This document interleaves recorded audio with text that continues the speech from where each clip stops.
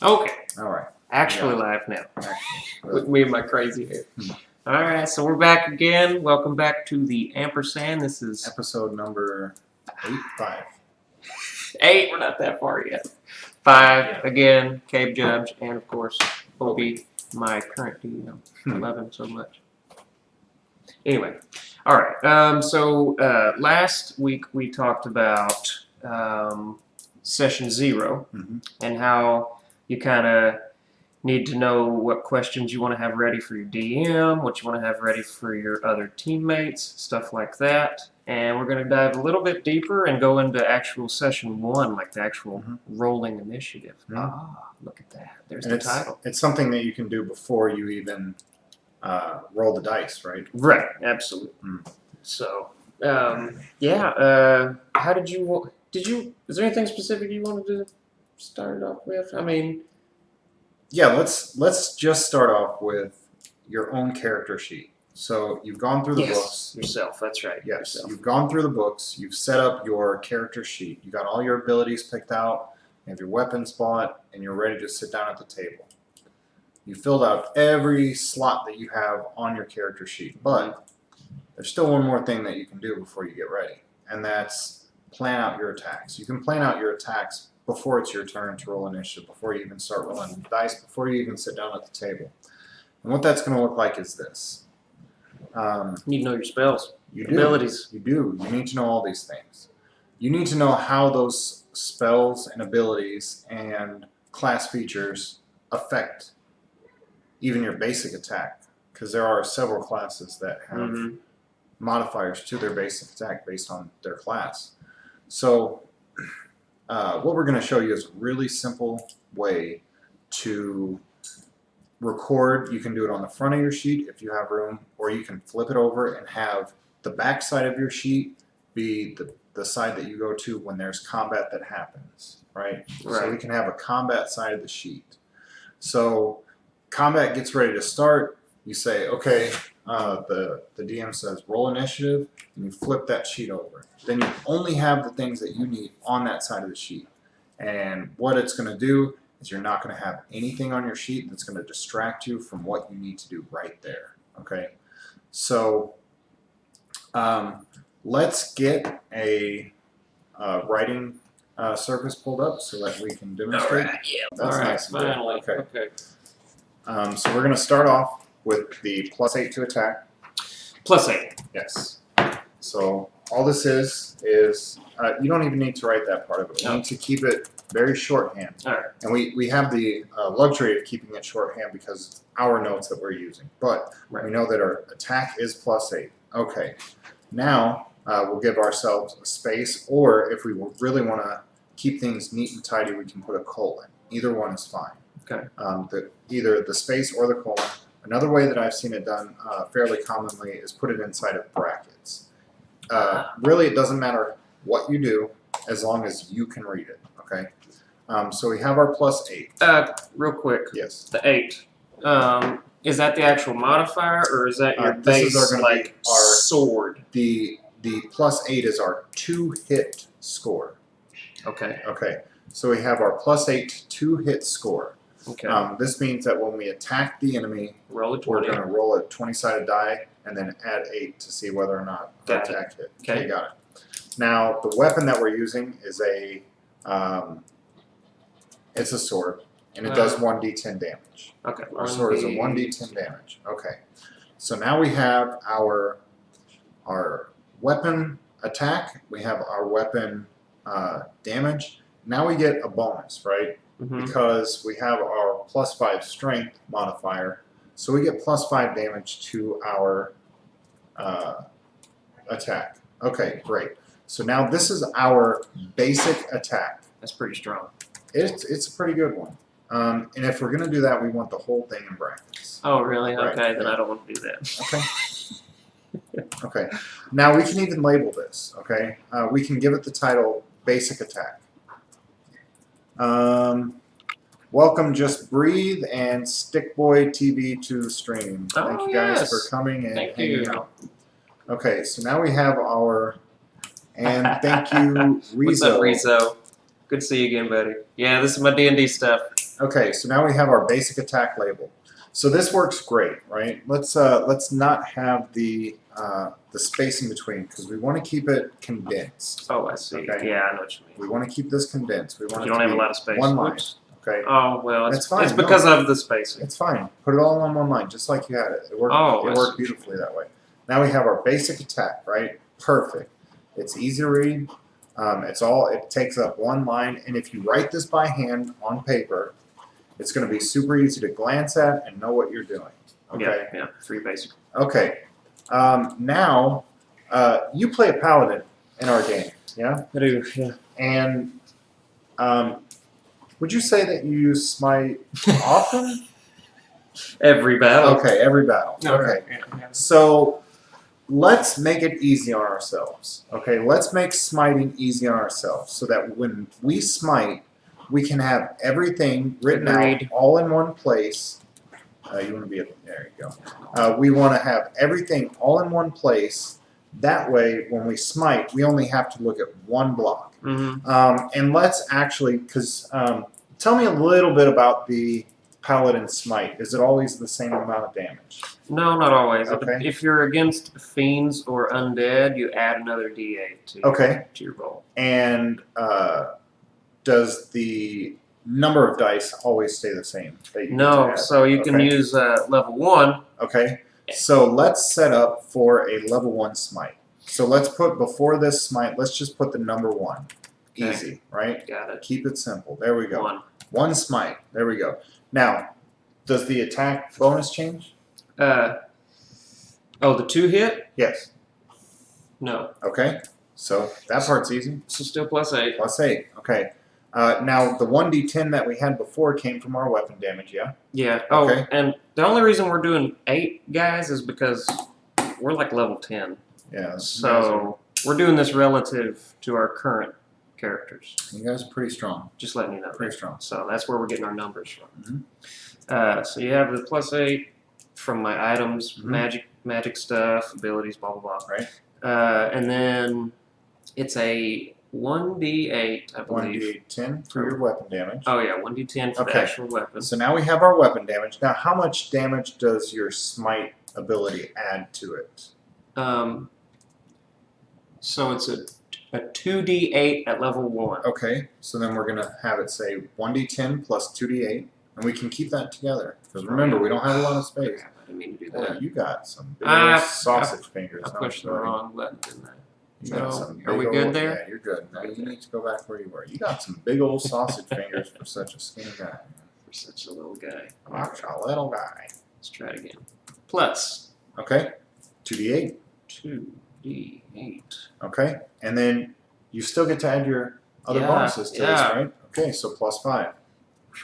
Man, So look at that. Now, good gracious. now we know. All right, maybe we should do some parentheses here. Maybe we should. But really, yeah, actually, I think that would make it easier for us visually. Yeah. Yeah, so, And I know you think this isn't that important, but to me, it just helps my head okay. on hit to hit. Mhm. But we're running out of room. We are. Maybe I should make it a little smaller. It is quite large. Okay. Go down 1. Just have a sip of this delicious coffee. Okay.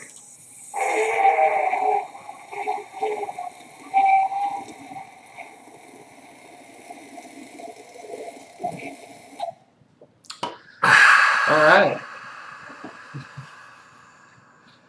Let it go. Let it go. Somebody said we're let it go. Unfortunately, OBS changed everything. I had an update, Now, and I can't see my sometimes- status. now listen. Sometimes the damage type is unimportant. Sometimes it is very important. When we smite, our damage becomes holy damage, yeah?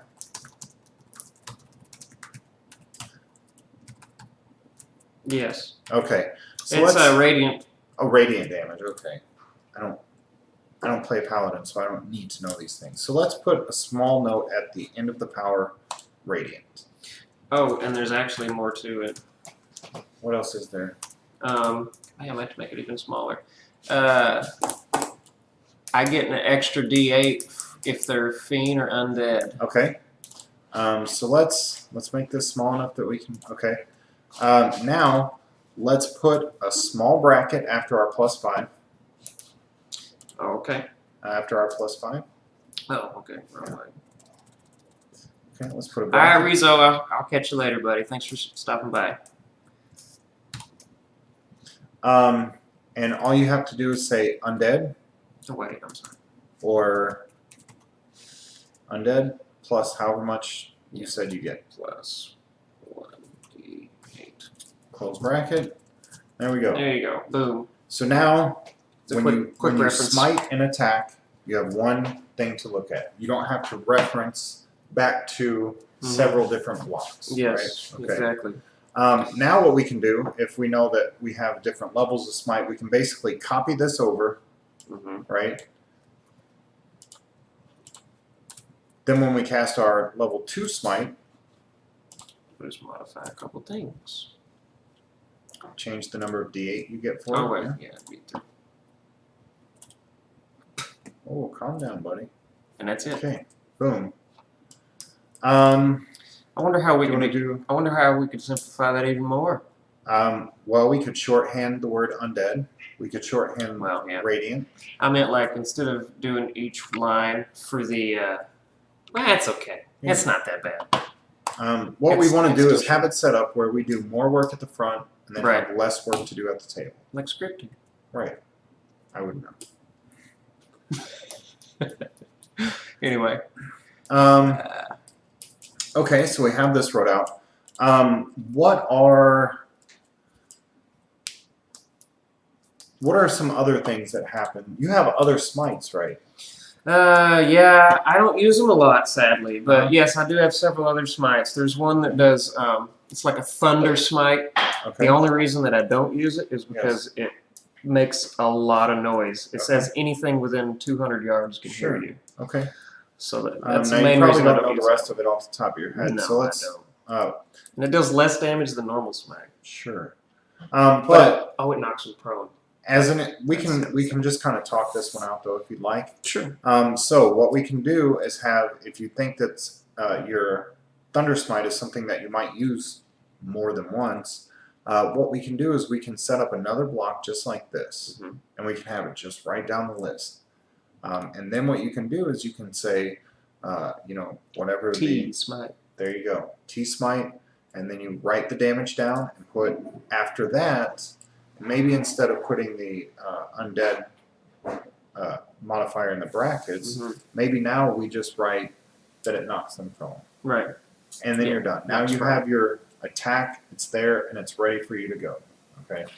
Oh, also something that I'd like to bring up is. What would you like to bring up? Let me bring this over here first. Bring it over here.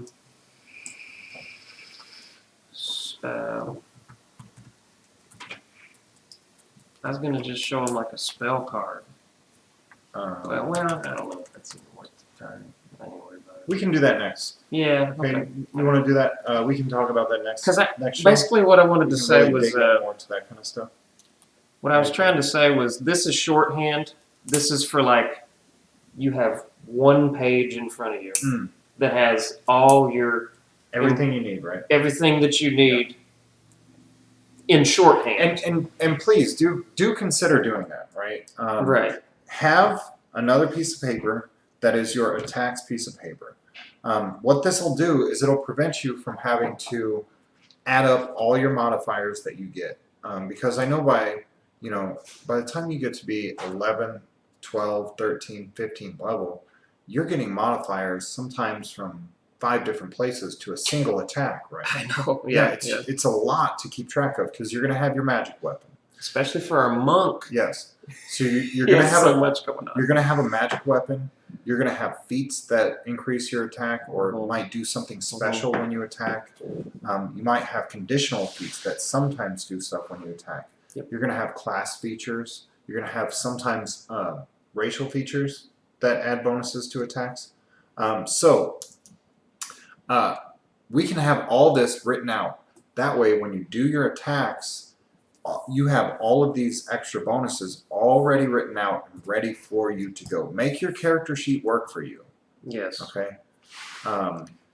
Don't wait until it's your turn to attack the monster before you start adding everything up, especially because you don't need to, right? I mean, yeah, just try to so you can see where the pieces are on the board or however you're doing your game if you're doing it online. But anyway, you can see where the pieces are, and you can pretty much like you can get a gist of what you want to do. Even if a few things move around, you can be like, okay, well now I have to move here to do what I was going to do. Sure. You know what I mean? Sure. So at least have some kind of plan of And action. maybe you can even make a note to yourself.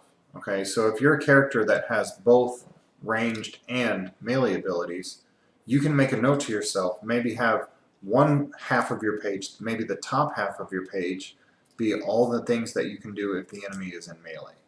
Then you can have the bottom half of your page, all the things you can do if the enemy is ranged from you. Yeah? Yeah. Why if Stick get a crown? I ask myself why if Stick get a crown all the time. No, it's because he's a Twitch Prime member. Prime user. Hong Kong Fui. That's the only reason. And if you are a Twitch Prime member, or I'm sorry, if you're an Amazon Prime user, you can actually sign up for Twitch Prime for free. Oh yeah. And it gives you bundles for video games. We're not a sponsored ad, but no, we're not. Or a sponsored channel, but Not yet. Twitch, if you're listening. Twitch. It gives you one free what do you call it? Subscription a month. And subscriptions are usually what, like $7? $5-ish. $5-ish. Okay, they're $5-ish a month. So it gives you one free subscription, plus you get a lot of extra loot in different video games. And that's for the lowest subscription. Right. So it's a really great deal if you already have Amazon Prime. If you don't use it, then and until Twitch starts sponsoring us, that's the last time I'm talking about it. You heard it here. That's it. Okay.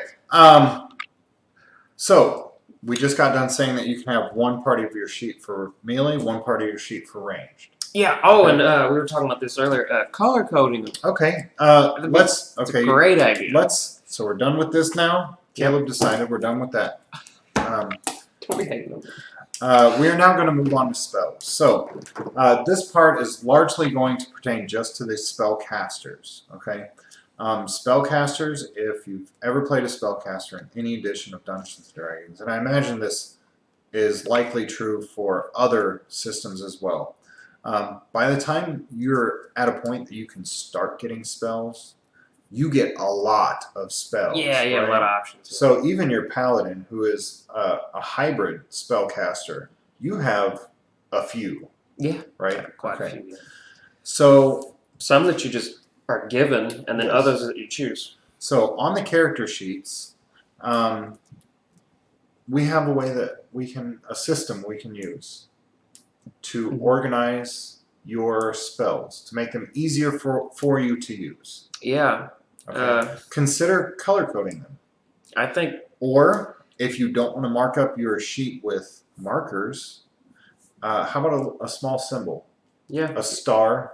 Yeah, even a symbol for yourself. A square. Because we were talking about this earlier. So I want to do it to my cards. I actually write it on my cards. What we're talking about here, we've kind of talked around it, but now let's get right into it. So different situations call for the use of different spells, right? Mm-hmm. There are spells that are decidedly attack spells. There are cards that are decidedly defense spells. Then you have some cards that are more crowd control abilities, things that will stop the enemy from moving or attacking or being as effective. And then we have some things that are healing. Utility spells. So one of the things you might consider on your spell sheet, you have if you're a caster, you have a part of your character sheet that lists all of your spells. 1 to 9. But those spells only give the name of it. And if you are a new player, or if you're just new to playing that class, or if you've played that class before, but maybe you picked different spells the last time that you played that class, you might not be super familiar with every spell that you have, but what you can do is before the game starts, read through your spells and decide if you think that a particular spell fits into one of those categories, whether it's an attack spell, a defense spell, a utility spell, and then give it either a color. So all your attack spells can be red. So all you need to do is put a single red dot next to every spell that you would use for an attack. Healing green. Healing green. Perfect. And then I think defense blue. Defense blue. I mean, whatever you want to do. Whatever you do, keep it consistent across your entire character sheet. Now, what this is going to allow you to do is make your decisions faster. When you look at the situation you're in the combat, and you decide, hey, if I don't put a wall up right now, somebody might die. If I don't do something, some sort of crowd control ability right now, that's what's needed. Or heal. Now, I can glance down at my sheet, I can find all the color-coded options for that category of spell, and I can pull it right out. And I can just do it right there. Okay. Yes, yes. Another thing you might do is when you, the same way that the fighter or paladin with several different types of attack they can do, the same thing that, like them, you also get different types of spells, right? So a wizard has single target spells, and they have area of effect spells that can target several people. So maybe on the backside of our character sheet as a caster, we can make a list. We can say single target spells. We can write all of our single target spells down. And then we can put area of attack spells, and we can write all of our area of attack spells down. Now when it comes time for it to be our turn, we can look at the situation that our board is in, and then we can very quickly and smartly choose which spell we need to use in that situation. Right. I mean, not to jump ahead. Probably drop this down for now. Okay. Yeah. Well, I was going to say real quick, along the same lines of this right here, is with those spells, you can do this very same thing here. We can shorthand a spell? Absolutely. Well, you can shorthand a spell. That's but amazing. You do want to have somewhere either on the card that you can buy, or maybe those cards are really handy. Or print them off, or get a notepad and print them off, something. Or bring your laptop, I don't know. Anyway, somehow to where you can actually have the full copy and pasted, the full text of the spell, so you can read everything about it when you need to. Shorthand is fine for you. But shorthand is fine, exactly, for you, and to just be able to be like, oh, I want to do this, boom, boom, boom, and I know what it Sometimes does. there may be a rules question, and then you want the full text. Exactly. Like you said, when there's rules, and you're like, okay, let's read it all. Right. Yeah, I think that's a great point. I'm glad you brought that up. But I don't want to jump.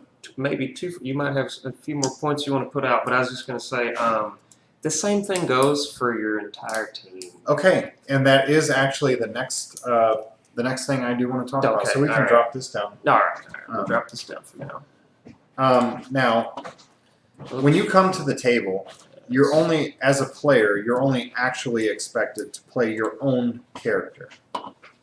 Yeah? Yeah. Okay. Usually. Can we put this back over? Yeah. You're only ever expected to play your own character. Now, there are some cool things that I will be trying out here pretty soon, and I think you guys are going to like it a lot. And one of them, I'll give you guys a spoiler for my players that are watching and my player that's here sitting with me, is it will be a way for the party to take advantage of having players in their party, but those players, for whatever real-life reason, weren't able to make it that day. Okay? And what that is it's a short card that lets you temporarily use somebody else's character. It's very short, but I think you guys are going to like it. I'm ready. Okay. Another DM friend of mine came up with this idea, and he's been using it, and so far it's worked for him. Which friend? My friend Will. Yeah, he's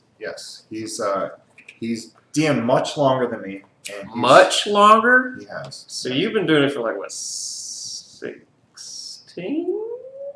Yeah, pretty close to That's that. a lot. So, but he's been doing it much longer than me. Wow. But it's this All really right. cool idea that he came up with, or maybe he's seen it from somewhere and manipulated it to work for him, and it is great. And what it will allow a player to do is use somebody else's character that's not there without having to have the entire character sheet right in front of them. And you guys, I think you guys are gonna like it. You were talking about that not too long ago, making a character sheet that really has only what you need instead of 2 or 3. And I think we will get to that at some point too. Yeah, we will. Now, the next thing that we want to talk about is getting to know the other characters in your party. In your party. Okay. So just like JFK said, ask what your party can do for you, and also what you can do for your party. If you're going to quote this guy, let's make sure we get the quote right. I seen he posted that in the forums. Oh. I know that's JFK Jr. posted that before. It wasn't John F. Kennedy. Oh, okay, sorry. It was just some guy with those initials. Oh, okay. You really had me going there for a second. All right. So, what we want to know is something like this. If I have a wizard in my party, and I'm, say, a barbarian, that wizard can give me haste. And that's something that's important to me. If I'm cool. That is something that's important to me as a barbarian. Yeah. As a barbarian, I want to know who can put haste on me, right? So I want to at least be Don't have that spell yet. kind of familiar with what the other people in my party can do.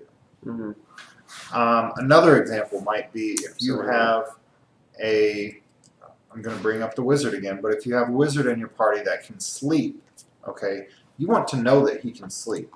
That way, if there's a group of enemies near, you know that, hey, the wizard's got this covered. I don't have to worry about this, okay? You want to know things like, how about this? Aside from our Tuesday game, you and I are in a Monday game right now, okay? Do you want to share with them one of the combos that Oh, yeah, that we discovered. Yes. So I'm going to be playing Elementalist. Oh, we're doing second edition. Second edition. Or no, I'm sorry. I'm confusing my... You're a wizard. Oh, in our secondary characters for his campaign, I'm an Elementalist. Sorry. So, for our Dark Sun campaign, which is second edition, I am a wizard, a human wizard, and my guy's just kind of trying to really figure out his place in the world, because in the Dark Sun universe, as far as I know, that like the deities and the gods are like, they dipped out. Screw this place. They're gone. We're gone. There's no they good like gods. There's no bad gods. It's just people and creatures living on this world. It's a pretty horrible place. So my wizard is a preserver. There's preservers and defilers. Defilers cast spells and they don't care about the land around them. It just destroys everything. But preservers it takes them longer to level up, but they do get more powerful. Anyway, preservers don't destroy the world around them. They try not to. They try not to. And my guy's just trying to figure out like where his place really is in the world. He's trying to figure out like, why don't you tell them about this fire spell the good and the bad. Picked up? Oh, sorry, that was the whole point. I ramble sometimes talking about my character. Okay, so I have this this flaming sphere. I think it's called. It's flaming sphere. It's first, second level spell. No, when you first read it, you didn't I didn't think it was that cool. You didn't think much of it. So I can spawn it anywhere within 10 yards of me, I think. But anyway, it spawns, and then within 5 feet of that, it's dealing like 1 or 2 d4. It's pretty low damage, which is not and it rolls terrible. Right. It's just a rolling ball, and after you get it rolling, I can roll it 30 feet. But it has to be in a straight line. Yes, I Okay. think. It didn't say that. It did. Did it? Okay. We'll read the text. You got to sort of think about that particular spell kind of like a ball that you just set on the ground and it just goes. Yeah, you just roll it. So at first you were kind of underwhelmed with that ability, Yeah. but you took it anyway because you didn't really have many other options that you really I really liked. Okay. But I did. So But it combos with him. in the same game, I get to be a player in this game for the first time in a long time, which is great. And my character is a scion, okay? And one of the abilities that I have is pyrokinesis, which lets me control a fire within a certain range from me. And in doing that, I can increase the fire size by 100% or reduce it by 50. And then I get to control the fire's movement.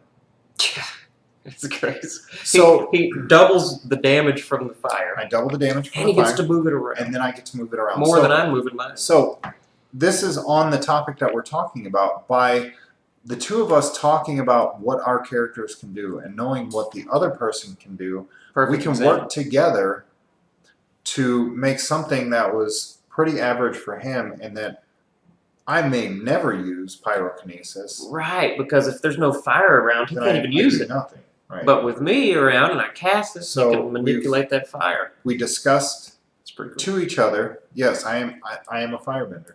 Yeah, it's pretty cool. Mm. Like we're gonna do a lot of damage. So by on level us 3. talking to each other and discussing our abilities, we can make both of us stronger. Yeah. You're stronger because of that, and I'm stronger because of that. As a party, And we're stronger. this is something that's not unique to second edition, which is heck no. setting. You can combo stuff all day long, any edition. So another example would be in our Tuesday games, we have a rogue who gets advantage against, when she has advantage, then she can get her sneak attack bonus die, which sneak attack. I think at the level she is now, it does an extra 15 d6 damage. It's a lot. All we hear is yes, and then it sounds like somebody's trying to build the table. She's counting for 2 minutes. Yes, and then she counts dice for 2 minutes. But we also have a monk. So if the monk goes around, he can stun something, and when the rogue walks up to it, she has advantage against the stun target. You know, it's another simple thing that can be discussed before the game starts. That way the monk can say, hey, I'm going to do that thing now. And he runs around and stuns up everything and comes back, and then the rogue just kind of cleans up after him. Yeah. And so you don't have to have your party's character sheet memorized, but it's a good idea to have a gist of what they can do, right? Yeah.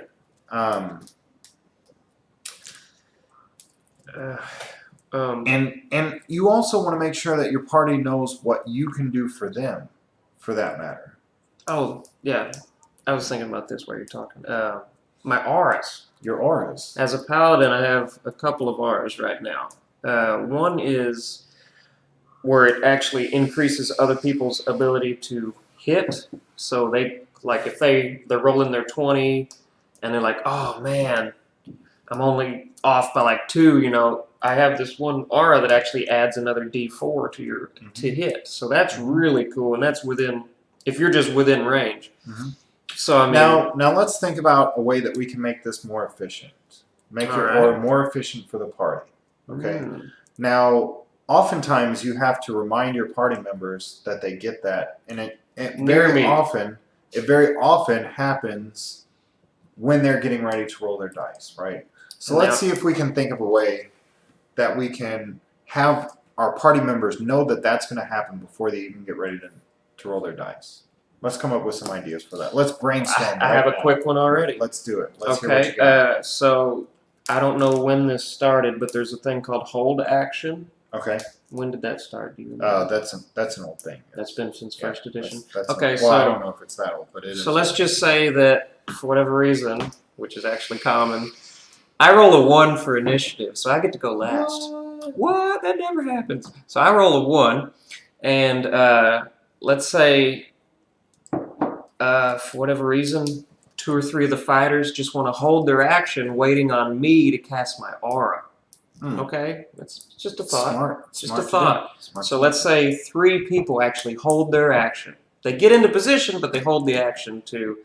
And you have to be specific on hold action. You have to be like, okay, I will attack this character with this ability whenever, and it has to have a trigger. Whenever he casts his aura. You make an if-then statement. You make an if-then statement.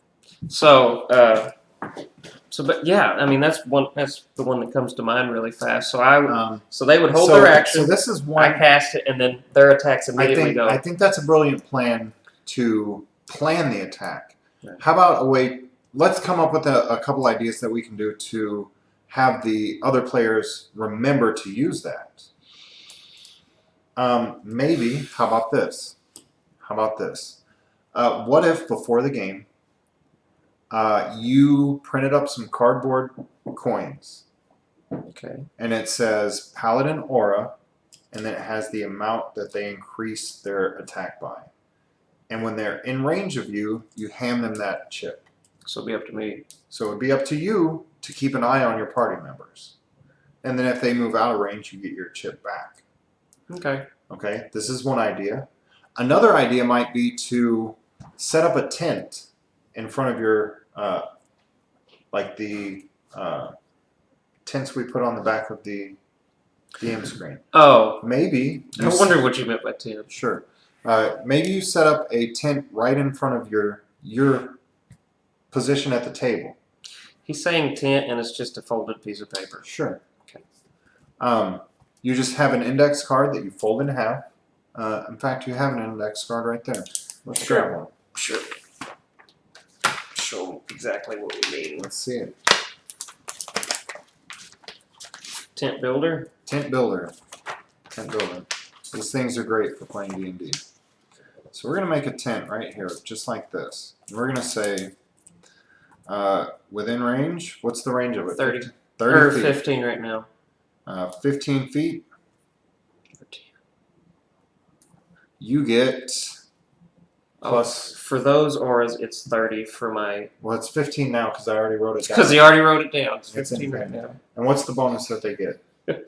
+1 to their attack.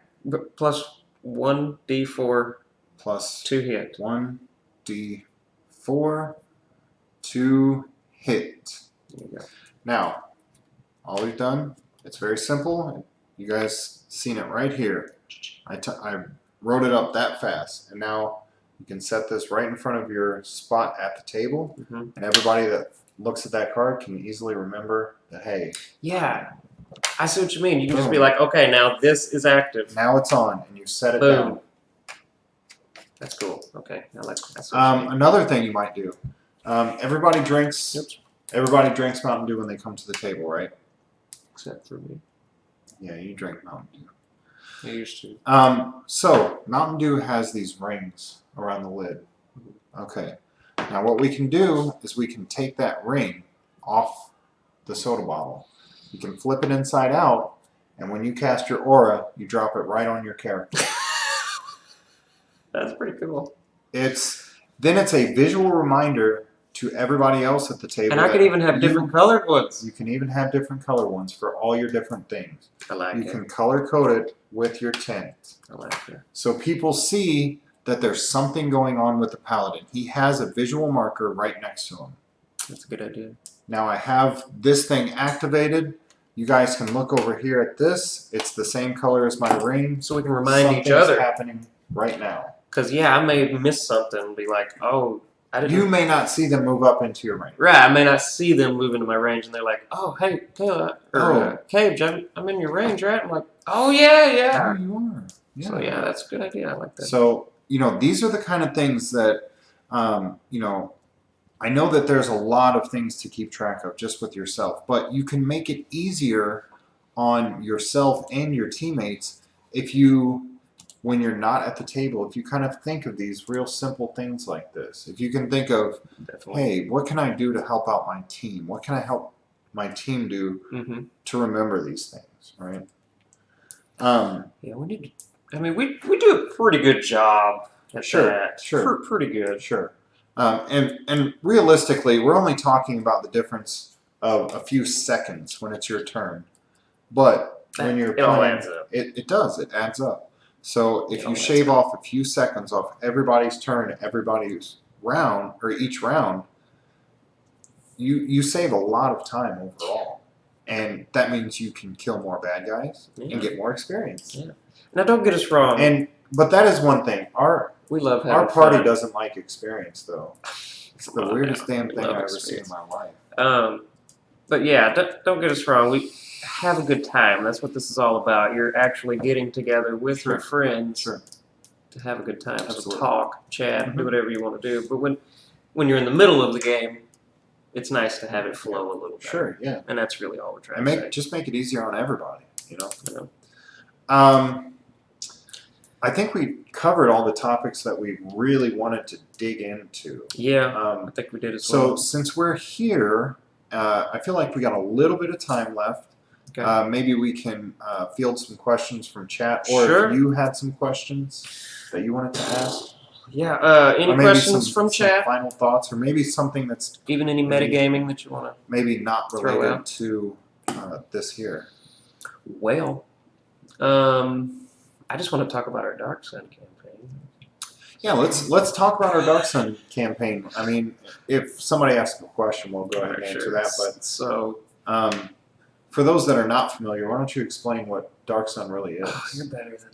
Okay, you're right. You know more about Dark Sun. I love Dark Sun. So he's the one that suggested it to me.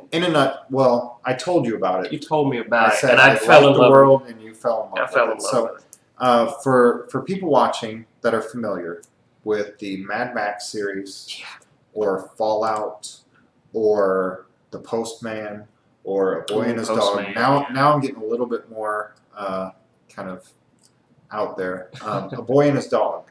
Have you ever seen this one? I have not seen Okay, so if you guys are watching, and this is not a movie for kids, so don't let your kids watch this. A Boy and His Dog. Waterworld is another good one. Family friendly. Yeah. Waterworld is another good one. It's like post-apocalypse, but it's wet. Oh, I love Waterworld. I love Waterworld. You know, that movie got a lot of flack. Why? Because it didn't do very well in the box office relative to how much money they spent on the movie. That's unfortunate. Yeah, it really is, because it really was a good post-apocalyptic movie.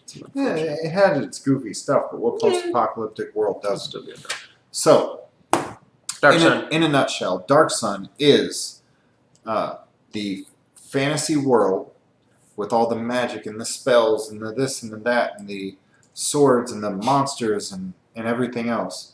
And no, it still is. They didn't like it. Yeah, they didn't like it, and that's fine. You know, I liked it. I thought it was fun. I forgot the dude's name, but I thought he was a great actor. Tell me why. Paper. These people will kill each other. They will eat another man's jugular for paper. But they throw cigarettes out like it's New Year's fucking day, right? They just throw it out there, okay? Now, what is the wrapper of a cigarette made out of? P-A-P-E-R? Paper. Wait, did they have actual cigarettes? They had Or were they rolled up? Would it matter? It does matter, because if they had some weird button ones, no, it then wasn't. who was manufacturing those things? They were throwing packs of cigarettes out, and they were chasing these people down to murder. They were chasing a child down to murder her over some paper. I don't even remember that. Tell me why you can't. It's terrible, though. You can get a razor blade, slice it open, take the tobacco out. Do not talk about the Postman. The Postman was so good. Good. I like and Postman dirt. a lot. Dirt's another one. They were worried about, because they needed dirt, because that's where you grow things. Yeah? You can grow in. You can grow in ash. You can grow in you can make compost. Oh, yeah. Oh, yeah. You can grow in sand. As long as you get you fertilizer. Can grow in sand if you have fertilizer. Water. Anyway. I still like the movie. Yeah, it's a good movie. You know, that's pretty good. I still we like the movie. Postman and Waterman. I like both of them. I like Waterman. I mean, okay. Now. Waterworld. Sound like a Mega Man dude. Waterman. Waterman. Use water attack. Pew, Now, Dark Sun is a fantasy world that had an apocalyptic event. There were these wizards that were trying. Yes, we're still talking about Dungeons and Dragons. Now, this horrible apocalyptic magic event happened, and it nuked the world. It destroyed most of the life.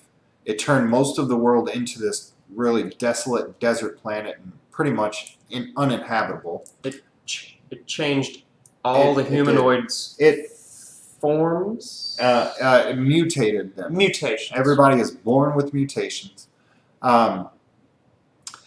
Most of the metal in the world was completely destroyed. Yeah, that's so weird. The only metal that was not destroyed was things that were imbued with magic. I didn't realize that. And then there's a small mining operation that happens just out of the city of Tyr. I remember reading about that. Okay. So Tyr is a very wealthy city, but even when metal is used, it's not used for armor because it's 170 degrees outside in the shade. Right. So if you put on metal armor, it cooks you to death.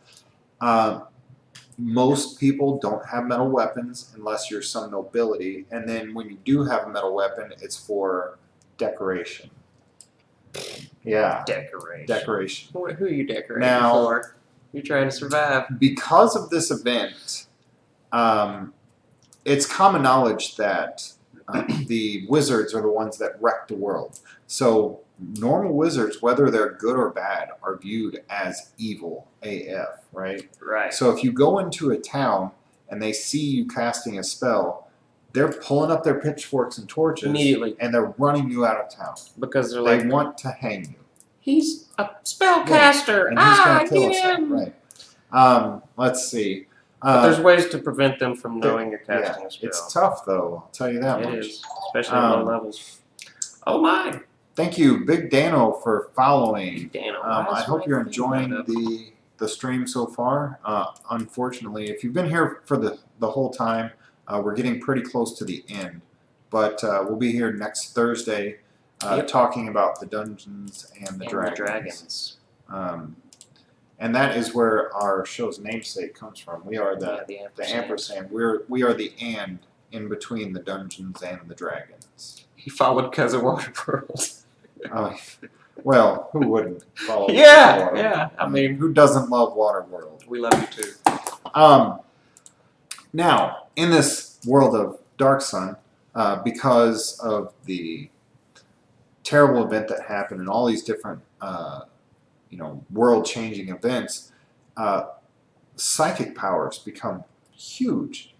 Almost every person born has some sort of psychic ability. Yes. It's kind of cool. It really is cool. The older versions of psionics are completely different than the new ones. Oh my goodness. Don't read their comments. Don't read their comments. Who will? Comments on the internet. Now, the best way to think of this is Mad Max with spells. I mean, it really is. There's no gnomes, though, is there? No, they were all eradicated. They were eradicated. So genocide. There are sorcerer kings that are in charge of all the major cities in the planet. And they came to power by genociding different races. One of the sorcerer kings, the most successful one, he was charged with genociding the gnomes. He did a pretty good job. He did a great job. Yeah. And then there was other ones that were trying to get eradicated. Yeah. Some of them were not so successful. And so there's small remnants of those around. And then some of them were just completely changed, weren't they? Did you get a chance to read about the halflings? Hobbits. Halflings, hobbits? No, I read a little bit about the humans. Well, the best way to think about Dark Sun hobbits or halflings is think Ewoks. These guys, they're completely feral. They live in the jungle. They use, sharpened sticks to kill things. They speak their own feral language. Oh, that's right. They're feral. They are feral. They have, yeah, that's the terrible. Oh, and bad news for anybody that really loves playing the beautifully bearded dwarves with their flowing, beards with all the beads Yeah, and and the the braids in them. So what happened to the dwarves? Yeah, so in Dark Sun, the dwarves had all of their hair They're hairless. removed. Hairless They're hairless dwarves. Hairless dwarves. Hairless dwarves. Um, I think my Hairless friend dwarves. doesn't even know it. He's a dwarf, and I don't Yeah, think he well, knows that he's going to be completely bald. he's about to find out. Oh, Stick Boy TV. You better Here we watch go. your mouth. The elves are not the beautiful, dainty elves that we know from the Tolkien. They're not Tolkien elves, are they? I forgot what happened to them. What happened to them? So the elves they're much more like American, Native American. They're Native Americans. Okay. They are sort of a closed society, and they travel by foot everywhere they go. They set up tents wherever they travel to. They pack incredibly light, and they sort of roam anywhere they need to go. They need to be, and they run everywhere. They have that same sort of Native American complexion about them too. They're that really nice bronze reddish skin, Right. because they're out in the sun all the time, so their bodies had to adapt to it. And because they're running so much, they typically have slightly longer legs. That's what it was. Super speed. They can run as fast as a mount. That is crazy. That is so cool, right? I mean, that's really cool, but you're just going to leave your party behind unless you have a party of elves. Yes, you're gonna leave them in the dust. Another thing that happened too, the dwarves started being bred. Do you remember reading about that? Oh, the Moles. It's 3 letters. It's the moles. Mole. M-U-L. It's M-U-L, and a derogatory word for them is the mule. They hate when you call them a mule. They get really because a mule is a workhorse. It's a workhorse, but they are also sterile. Dumb. Oh, you're right. Yeah, mules are sterile. They can only breed. Yeah, you can breed other you can mules. make a mule, but you cannot breed mules. Right. Well, I mean, what is it? Horse and a donkey. Horse and donkey. Anyway. So it's the same thing with the mules or the moles in Dark Sun. They are sterile. It's and they're a half human, half dwarf. Half dwarf. That's yes, what it's half human. Half human. Oh, you know what? We did forget to mention about the dwarves. Dwarves, they in Dark Sun they get what's I don't remember what it's called. Anyway, they get a focus. I think that is what it's called. They get a focus. At any one time, they must have a focus. Whatever it is, it has to be a task that they can complete. And it doesn't matter if it's a task that takes a week, a day, or several years. They have to choose a focus. Now, any action that dwarf makes always has to be a progression towards finishing that focus. And if they don't, they don't function correctly. They're very one-track minded. If they die before they finish the focus, they turn into a specter. That's crazy. It's nasty. So I didn't even know what that meant at first. I was like, "Okay, what does that mean for me as a player? Why his character just turned into a specter? What does that mean?" And he's just like, "Well, now the DM controls him." and not just the DM controls him, but if that character dies and he's in your party, you just lost one of your party members. Yes. And you gained a new enemy. Yes. This fast. Okay, so now if we do some math here, now you're -2 in the hole. You're -1 party member, and you're adding another enemy. That's not good odds. That's what some of us call bad odds. Yeah. Oh, I didn't even see Big Dano's comment there. I play with a black dragonborn monk. Cool. What edition is that? That sounds pretty cool. Yeah. I like Dragonborn. Dragonborn I don't monk. think I've ever seen a Dragonborn monk. That sounds really Yeah, unique I've and never fun. even. That sounds cool. Yeah. I'd like to hear I feel about like your there'd character. I feel like there'd be a lot of really neat ways to roleplay that Yeah. as well. That sounds really Yeah, neat. depending on how you play them. So because there's no metal in this Dark Sun world, the weapons are all improvised. When you fight with a femur that you sharpen down into a shank. Basically, that's what you use. And if it breaks in combat, well, Find another one. bad luck, buddy. Guess you're gonna have to kill somebody else. Yeah, better kill somebody else and take their stuff. Here comes no mercy again. That's the world, man. It's a rough spot. It's rough. And water and food are hard to come by. If any of you watching have time or inclination, there's a 3-book series called the Prism Pentad, and it's an easy read.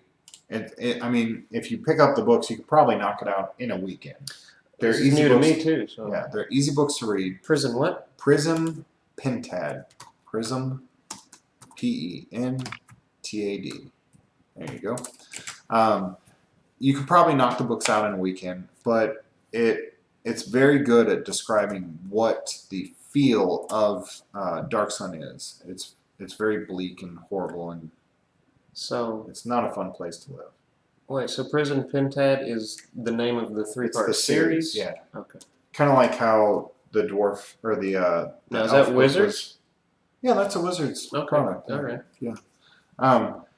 It's an old book, so I don't mind promoting it because you can probably pick it up in a bookstore or find it online.